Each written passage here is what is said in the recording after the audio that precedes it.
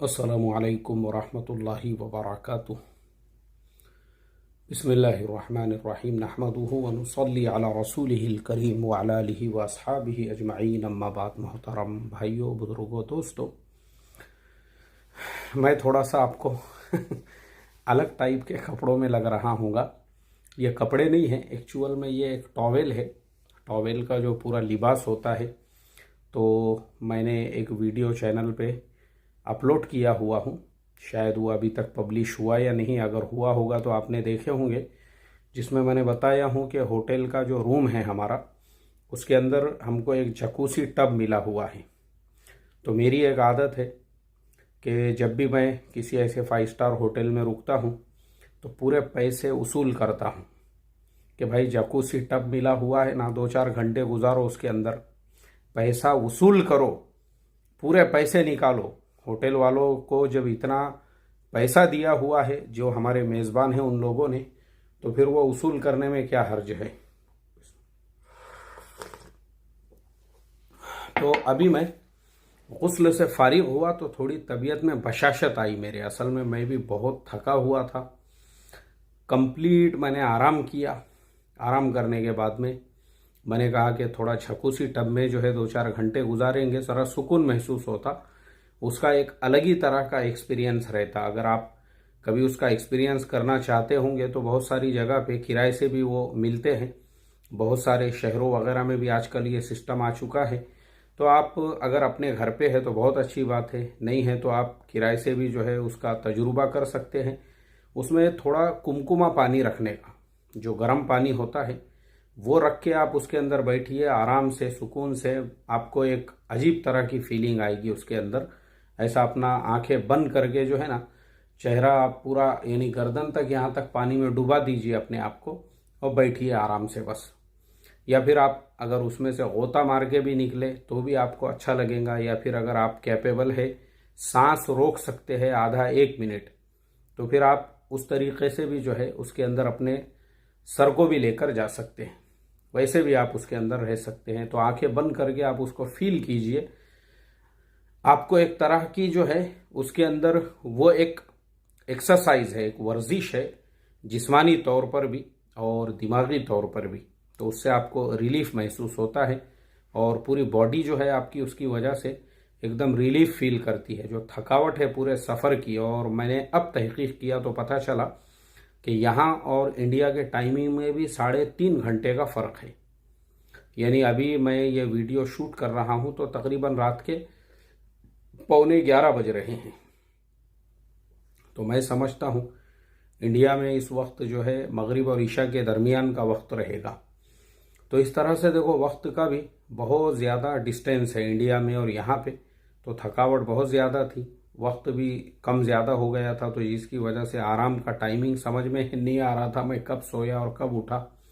लेकिन अभी थोड़ा मुझे अच्छा रिलीफ महसूस हो रहा है, अल्हम्दुलिल्लाह। मैं एकदम सुकून महसूस कर रहा हूँ। तो इसीलिए मैंने अपने हाथों से चाय बनाया हूँ, क्योंकि होटल में हमारे लिए चाय बनाने का भी इंतज़ाम है, अल्हम्दुलिल्लाह। और आप चाय बना के जो है वो पी भी सकते हैं। और इस तरह के 2 ड्रेस भी है। गुस्ल इस तरह से आप करने के बाद में ये पहन लीजिए, तो वो पहनने के बाद में भी एक अलग तरह का आपको सुकून महसूस होता है। अब जो मेरा टॉपिक है वो टॉपिक ये है कि देखो, मैं एक बहुत छोटे से गांव का रहने वाला हूँ, महाराष्ट्र में, जालना ज़िले में घनसावंगी तालुका। उस तालुके में रंजनी नाम का एक गांव है जो मेरे नानी का गांव है। और उससे थोड़े दूर पे सातोना एक गांव है, वो मेरे नाना का गांव है। और मेरे वालिद साहब का जो गांव था वो है परभनी। हमारे हाशमी लोगों के मकानात थे कुछ गौसिया मस्जिद के पीछे। मैं वहीं का असल वतनदार, उसी महल्ले का हूँ। वहीं पे मेरे वालिद साहब का भी मकान था। जब मेरे भाई का जो है MBBS अपने इसके मेडिकल के लिए नंबर लगा, तो हमको वो मकान फ़रोख्त करना पड़ा उनके कॉलेज की फ़ीसें वगैरह भरने के लिए। वैसे तो अल्लाह मेरे नाना जान को जज़ाए खैर अता फ़रमाए, उन्होंने ज़िंदगी में कभी किसी चीज़ की कमी और कभी ये महसूस नहीं होने दिए कि हमारे वालिद नहीं है या वालिदा का इंतकाल हो चुका है। इसीलिए आपने कभी मेरे बयानों में या असबाक में इस चीज़ का जिक्र कभी सुने नहीं होंगे और मैं उसका जिक्र भी नहीं करता। उसकी उसकी सबसे बड़ी वजह यही है कि अल्लाह का करोड़ों दर्जे शुक्र है, हमारे नाना नानी और मेरी खालाएं जिस तरह से उन्होंने पढ़ने के ज़माने में मुझे कभी भी इस चीज़ की कमी नहीं महसूस होने दी। हफ्ते में पाबंदी के साथ में वो डब्बा भेजा करते थे, कपड़े धो धुला के हमारे घर से आया करते थे ना, तो मुझे कभी इस चीज़ की कमी भी महसूस नहीं हुई। तो इसके लिए मैं उसका जिक्र भी नहीं करता। लेकिन आज मैं जो है ना, ख़ास तौर पे हमारे नौजवान उलामा को, अपने साथियों को, क्योंकि मैं मेरे साथियों को देखता हूँ जो हमने अपने साथ में ज़िंदगी का सफ़र शुरू किए, साथ में हमारे निकाह हुए, बहुत से साथी पढ़ने के ज़माने के हमारे एक साथ के साथी है। तो मैं ये जब देखता हूँ ना, मैं जब भी गांव का सफ़र करता हूँ या उनके गांव मेरा जाना होता है, तो अक्सर ऐसा मुझे कभी भी मेरा कोई साथी या मेरा कोई पहचान वाला ऐसा नहीं मिला जिसने ये कहा हो कि वो खुशहाल ज़िंदगी गुजार रहा है, बेहतरीन ज़िंदगी गुजार रहा है, इल्ला माशाअल्लाह। वरना अक्सर मेरे अपने साथी भी, मेरे अपने दोस्त भी, मेरे अक्सर यानी मेरे जो हम उम्र, मेरे मुआसिरीन हैं वो अक्सर इन्हीं मसाइल के अंदर जो है ना मुझे मिलते हैं कि कोई कर्ज में डूबा हुआ है, या किसी के मकान का, घर का काम चल रहा है, और कोई किसी मसले में पड़े परेशान है, किसी को पैसे की ज़रूरत है, और कोई जो है माशी तौर पे परेशान है।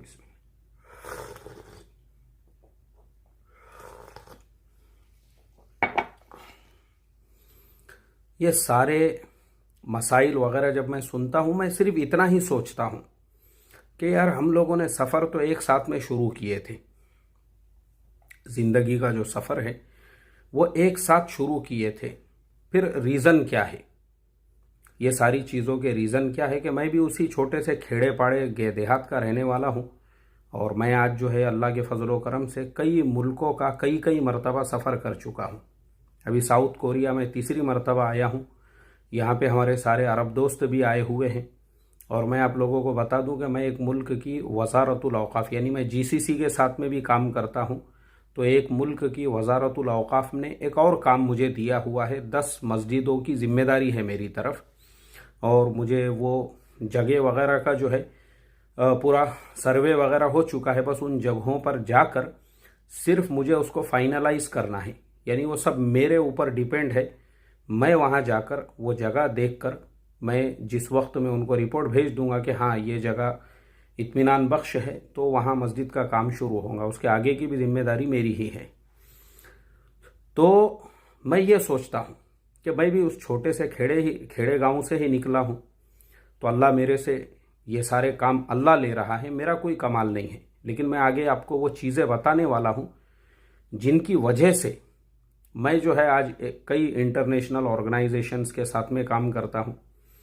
उनके अलावा जो है मुल्कों की हुकूमतों के साथ में जुड़ा हुआ हूँ। जैसे अभी मैंने आपको बताया वज़ारतुल औक़ाफ़ और इंटरनेशनल ऑर्गेनाइजेशन में ये जो HWPL जिसके साथ मैं काम करता हूँ साउथ कोरिया की। ऐसे ही दूसरे एतबार से भी, जो मैं अपने पर्सनैलिटी के एतबार से भी देखा जाए तो हर साल गवर्नमेंट को टैक्स देता हूँ, मैं खुद टैक्स देता हूँ। इस साल का भी मैंने जो टैक्स दिया वो मैं अभी आपको नहीं बता सकता हूँ, जो मेरा ITR है। इसीलिए मैं इतनी मकदार में टैक्स वगैरह भरता हूँ ना, तो किसी भी मुल्क के वीज़ा के लिए अप्लाई करे तो वो मेरा ITR देखते ही मुझे फ़ौरन इमीडिएटली जो है ना वो वीज़ा ग्रांट कर देते हैं, उसको रोकते नहीं हैं।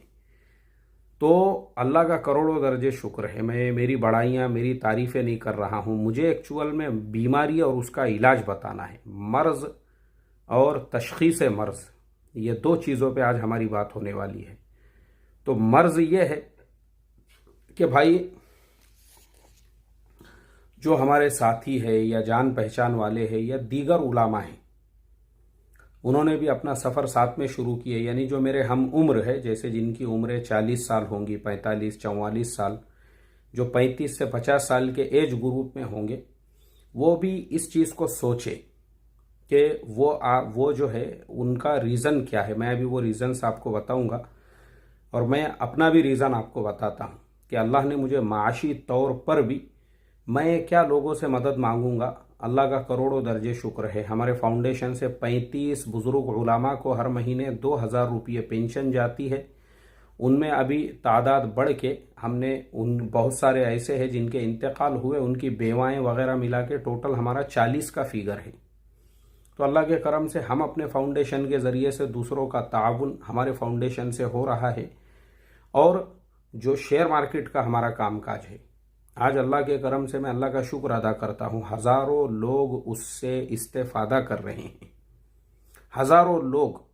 अभी मुझे आज ही किसी ने मैसेज किया, मेरा साउथ कोरिया का मैंने जब डाला तो मैं असल में बहुत मसरूफ़ हूँ यहाँ पर, तो इस वजह से वो खाली मैसेज पढ़ लिया मैंने, लेकिन जहन में उसका खाका रहा।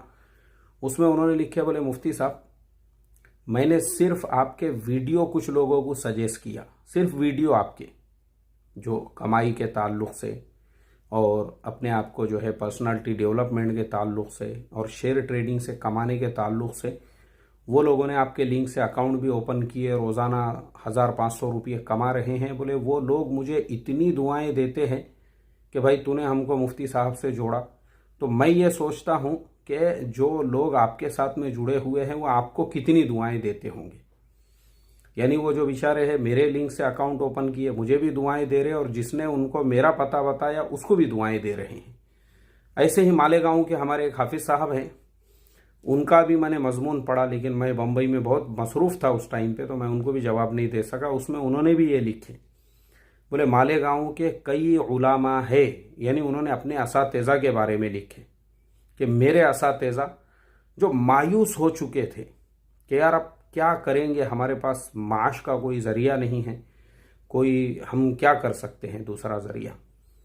तो बोले मैंने उनको भी आपके लिंक से अकाउंट ओपन करा के दिया और आपके पास उनके नंबर भेजा, आपने उनको ब्रॉडकास्ट में भी ऐड किए।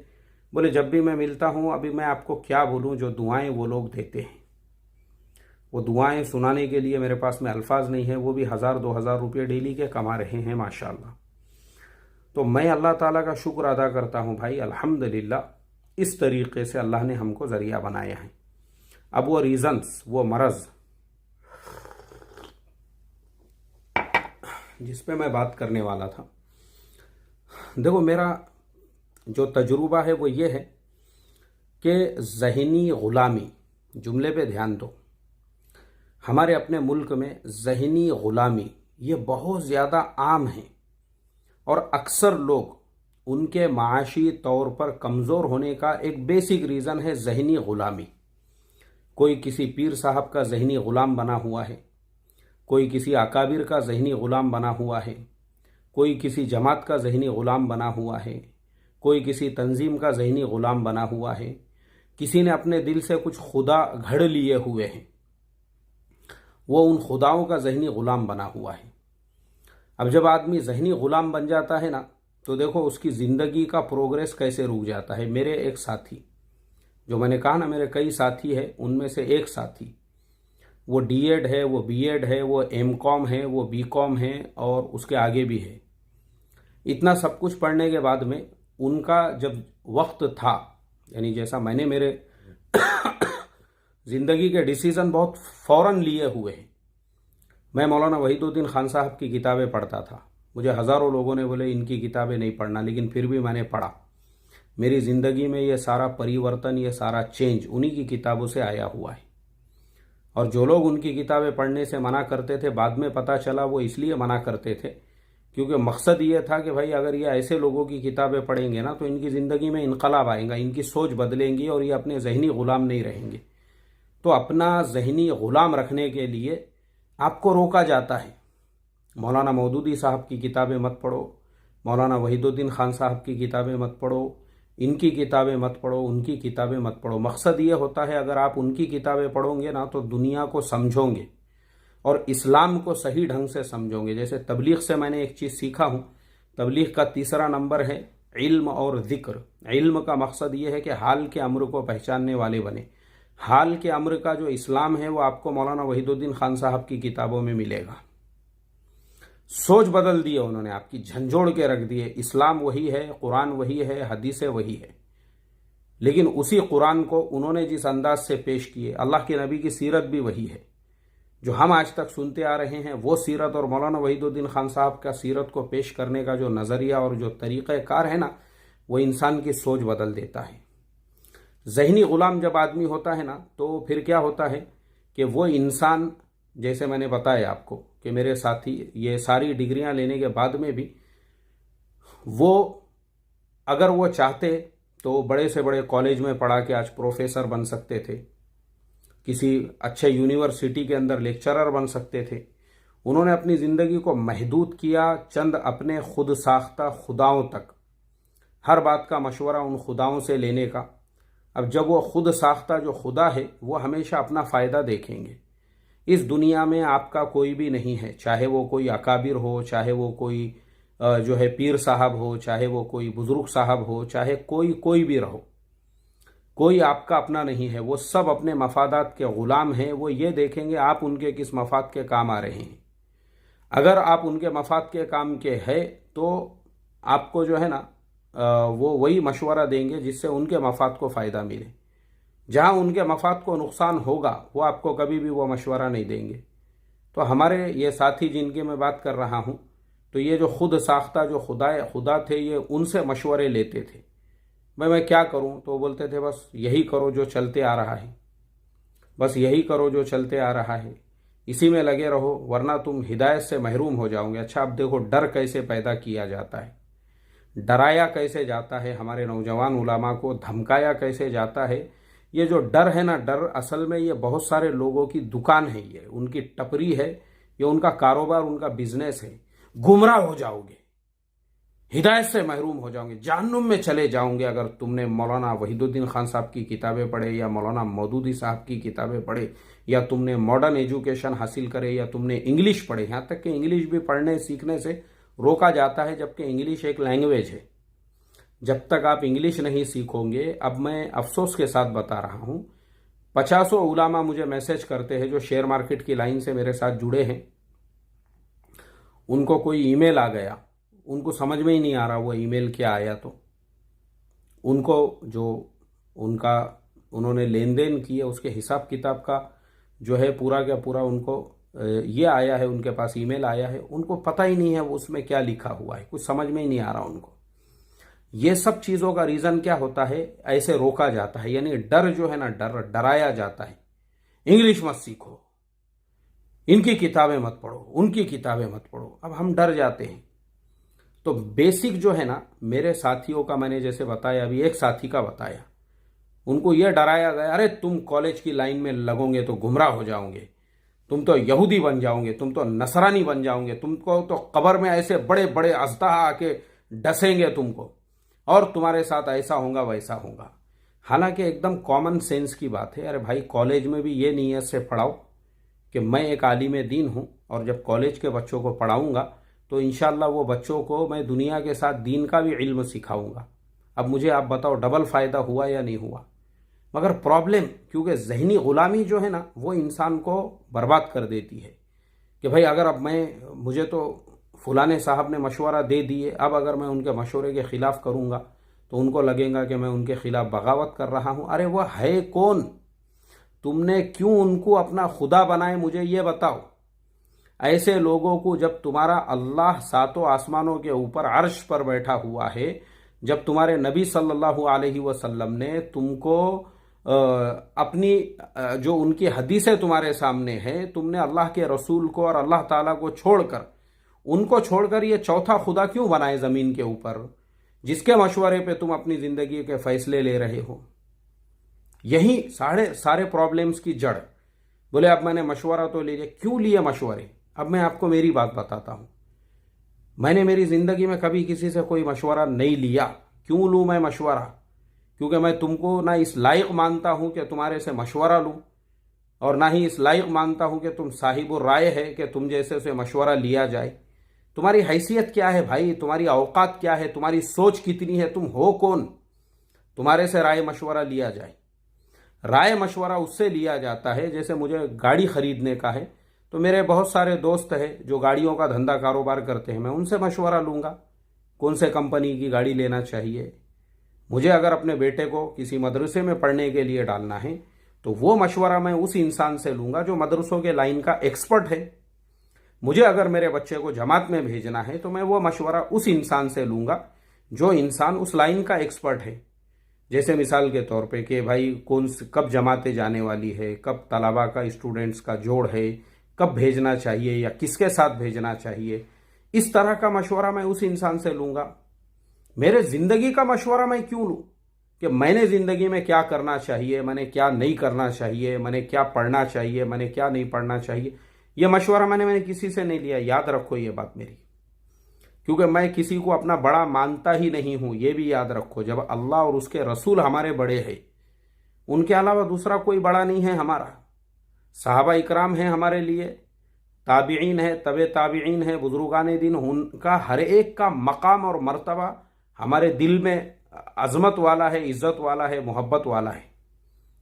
उनका अपना एक मकाम मर्तबा अलग है। लेकिन हमारे आज के ज़माने में बहुत सारे लोग जो खुद साख्ता पीर, खुद साख्ता अकाबिर, खुद साख्ता बुजुर्ग, और लोगों ने उनको ज़बरदस्ती का यानी अपने ऊपर थोपा हुआ है। किसी को बड़ा नहीं मानता हूं मैं, तुम बड़े होंगे तुम्हारे अपने घर के, हम तुमको बड़ा नहीं मानते। ऐसे ही मेरी आपको भी नसीहत है, अल्लाह और उसके रसूल के अलावा आपके ज़माने में आज जो लोग हैं ना, किसी को भी बड़ा मत बनाओ अपना। याद रखो, अपने ज़िंदगी को दूसरों के हाथों में अपने ज़िंदगी की लगाम मत दो। कुछ नहीं कर सकोगे तुम, जैसे मैंने अभी ये सारी कारगुजारियां सुनाया। अपने ज़िंदगी के मशवरे दूसरों से, अपने ज़िंदगी के फैसले। तो मैं आज जो मैंने बताया, शुरुआत मैंने जो किया, एक छोटे से खेड़े गांव का रहने वाला हूं मैं आज साउथ कोरिया तीसरी मर्तबा सफ़र कर रहा हूं। एक 5 स्टार होटल के अंदर बैठा हुआ हूं और अल्हम्दुलिल्लाह अभी कल से हमारा प्रोग्राम शुरू होगा। 2 मेरी स्पीचेस है, एक इंग्लिश में है, एक अरबी में है।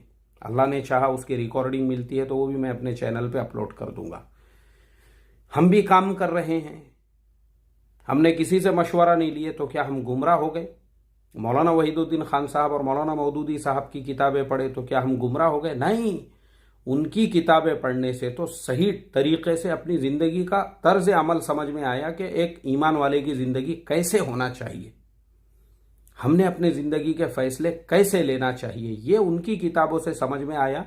क्योंकि वो दोनों की खुसूसियत ये है कि उन्होंने लोगों को अपनी ज़ात से नहीं जोड़ा, अपने पीर साहब से नहीं जोड़ा, अपने अकाबिर से नहीं जोड़ा, अपने नाम निहाद बुजुर्गों से नहीं जोड़ा, उन्होंने आपको जोड़ा अल्लाह और उसके रसूल से।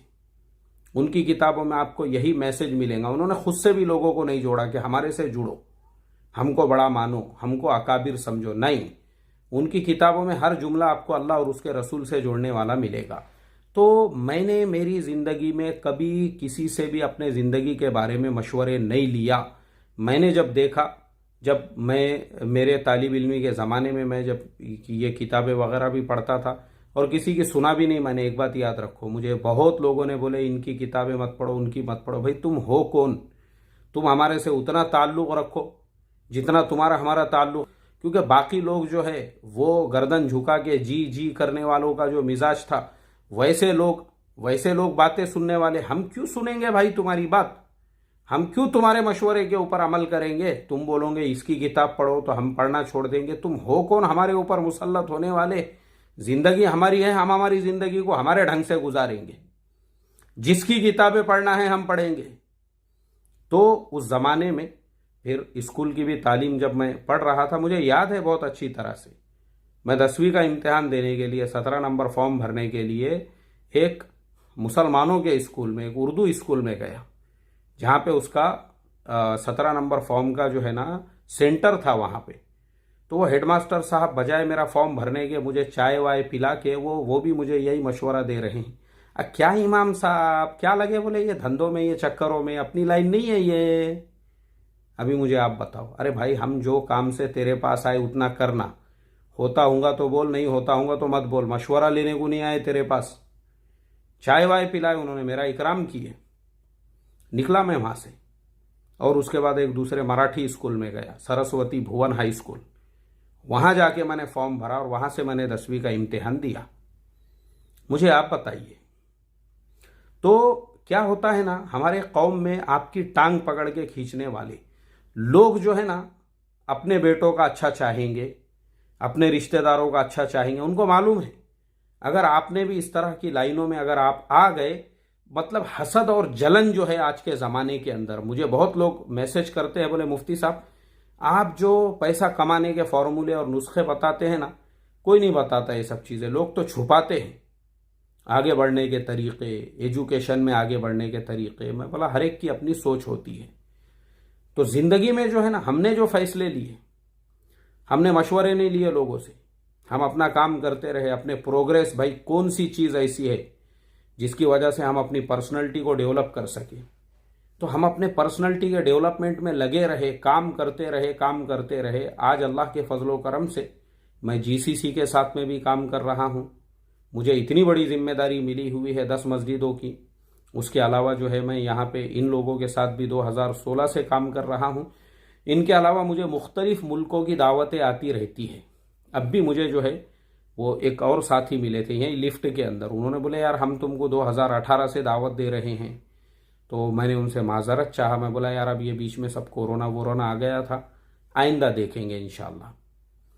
तो बताने का मकसद सिर्फ इतना है, याद रखो अपनी ज़िंदगी में परिवर्तन चाहते हो, अपनी ज़िंदगी में चेंज चाहते हो, अपनी ज़िंदगी को बदलना चाहते हो ना, आपकी ज़िंदगी आपके अलावा कोई बदलने वाला नहीं है। लोगों को बड़ा बनाना छोड़ दो। पहला आज से ही फैसला लो, अपने दिल में पहले ही आज़म और इरादा करो, बड़ी है सिर्फ और सिर्फ अल्लाह ताला की ज़ात। अल्लाह के अलावा कोई बड़ा नहीं है। हमारे अपने ज़माने में जितने भी हमारे तुम्हारे जैसे जो लोग हैं वो भी हमारे तुम्हारे जैसे इंसान हैं। इसके अलावा उनका कोई मकाम और मर्तबा नहीं है। वो इस लायक और इस काबिल भी मत समझो उनको कि आप उनसे मशवरा लो और अपनी ज़िंदगी के फ़ैसले उन पर डालो। आपके ज़िंदगी के फ़ैसले आपको ही करना है। इसका मतलब ये नहीं है कि मैं आपको किसी की मुखालिफत पे उकसा रहा हूँ या मैं आपको ये बोल रहा हूँ कि सबके बयान वगैरह सुनना छोड़ दो। नहीं, ऐसा नहीं करना कभी भी। बयान सबके सुनो, मैं खुद सुनता हूँ, सारे लोगों के मैं खुद भी बयानात सुनता हूँ। उनके अलावा और भी हमारे हज़रत जी मौलाना साद साहब की हयातुस सहाबा की तालीम सुनता हूँ, और मुफ्ती यूसुफ साहब सिलोनी, वो तो मेरे फेवरेट है, उनके भी बयानात सुनता हूँ मैं। सारे लोगों के हम बयानात सुनते हैं। और हमारे मौलाना यूनुस साहब रहमतुल्लाह अलैह के बयानात तो मुझे ज़ुबानी याद है। बयान सबके सुनो। ऐसा नहीं है कि हमने किसी का बयान नहीं सुनना है या हमने छोड़ देना है या अब हमने किसी से बैयत नहीं करना है या हमने मदरसे या इमामत की लाइन छोड़ देना है। ऐसा बिल्कुल नहीं करना है। मेरी बातों के मकसद, मेरे बातों को गलत अंदाज से भी मत लो आप, इसका ये मकसद नहीं है आप किसी से बैयत है, बिल्कुल बैयत रहो। अपने पीर साहब की बातों को उसी हद तक और उसी लिमिट तक रखो जहां तक आपका तसव्वुफ का उनसे ताल्लुक़ है, उनके औराद व वज़ाइफ का एहतमाम है, ये सारी चीज़ें हैं, उन्हीं उसी हद तक उन चीज़ों को रखो। असल हमारा प्रॉब्लम ये होता है हम अनलिमिटेड हो जाते हैं। तो जो लिमिट है ना, जो दायरा है, हमने उस तक ही महदूद रखना चाहिए। अब जैसे तबलीग का भी काम है, अल्हम्दुलिल्लाह दावत के काम से हम भी जुड़े हैं और मैं जिस मुल्क में भी जाता हूँ, एक बात याद रखो, मैं उस मुल्क के साथियों से भी, काम करने वालों से भी ज़रूर मुलाकात करता हूँ और देखता हूँ उस मुल्क में कैसा काम है, काम की क्या तरतीबें हैं, क्या शक्लें हैं, क्या सूरतें हैं। भले मैं अपने किसी और काम से गया हूँ, तो दावत के भी काम से अगर हम जुड़े हैं ना, तो हमारे जो दावत के उसूल है, हमने उसको दावत की हुदूद तक ही रखना चाहिए। अब प्रॉब्लम्स कहाँ से क्रिएट होते वो मैं आपको बताता हूँ। हमारे बड़ों की तरफ से आपको 2.5 घंटे, और अगर आपके पास वक्त की ज़्यादती है तो 8 घंटे कहा गया है। अब आप 8 घंटे छोड़ के 16 घंटे लगा रहे हो। फिर उसके बाद तकलीफ़ें शुरू होती, फिर दुकान का, धंधे का, कारोबार का, बिजनेस का सारा निज़ाम जो है वो ऊपर नीचे हो जाता है। जितने उसूल है ना, उसूलों के मुताबिक ज़िंदगी गुजारोगे, उसमें कोई प्रॉब्लम नहीं आएगा आपको। अमेरिका में, इंग्लैंड में, यूके में, ये मुल्कों में भी लोग दावत की मेहनत से जुड़े हुए हैं, लेकिन माशाल्लाह काबिल तारीफ़ है। ऐसे ही मैं बम्बई के साथियों की भी तारीफ़ करूँगा कि बम्बई वाले भी जो काम करते हैं ना, वाकई में भी उनका काम पूरा उसूलों के मुताबिक, जितनी उसकी लिमिट है, यानी वो काम को जहाँ पे काम है वो अपने कारोबार, अपना बिजनेस, अपना घर, अपनी सारी चीज़ें, हर चीज़ को अलग से हैंडल करके लेकर चलते हैं। तो हम मदारिस की लाइन में भी जुड़े हैं, तो बिल्कुल आप अपने प्रोग्रेस पे ध्यान दो। आपको मदरसे की लाइन नहीं छोड़ना है, आप तदरीस करते करते भी अपना प्रोग्रेस कर सकते हो। अब आप अपने प्रोग्रेस के अंदर जो है, अगर आपने दुनियावी तालीम की डिग्रियां ले ली, आपने डीएड बीएड किए, अब पढ़ा ही रहे हो आप मदरसे में, उसके साथ आपको अगर किसी कॉलेज का ऑफर आ जाता है तो इधर से उधर आप शिफ्ट हो सकते हो और दोनों काम करो वहाँ पे। ऐसा नहीं है कि आप कॉलेज में लेक्चरर बन जाओगे तो मदरसा दीनी लाइन आपकी छूट जाएंगी, वहाँ उन बच्चों में भी दीन की मेहनत आप कर सकते हो। आप ये नीयत से जो है मूव करो। देखो, जिंदगी के नज़रिए जो होते हैं ना, सोचने समझने का नज़रिया, उसको थोड़ा सा आप चेंज करोगे ना तो आपकी पूरी लाइफ बदल जाएगी। तो इसके लिए आखिर में, बात काफ़ी लंबी हो गई, मेरा इरादा 15 मिनट बात करने का था, 30 मिनट बात हो गई। बस इतना ही मैं आप लोगों को बोलना चाहूँगा कि याद रखो, आपको अपनी ज़िंदगी बदलना वो आपके अपने हाथों में।